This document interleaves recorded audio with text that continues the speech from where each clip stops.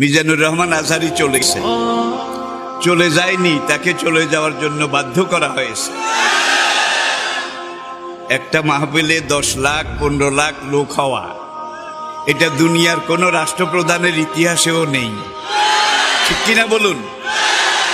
আর একজন রাষ্ট্রপ্রধান যখন কোনো এলাকায় যায়, সেখানে রিজার্ভ গাড়ি দেওয়া হয়, জায়গা জায়গা থেকে গাড়ি প্রেরণ করা হয়, সার্ভ করা হয়, তাদেরকে ভাড়া দেওয়া হয়, খানা দেওয়া হয়, গরু জবাই করে একেবারে মোরগ মুসাল্লাম বিরিয়ানি এগুলো দেওয়া হয়। তারপরে যাওয়ার সময় আবার কিছু নগদ হাদিয়াও দেওয়া হয়।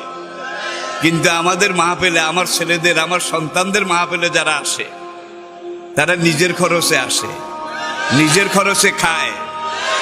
আজকে তাকে এই দেশে থাকতে দেওয়া হয়নি। সোজা কথা, সংক্ষিপ্ত কথা,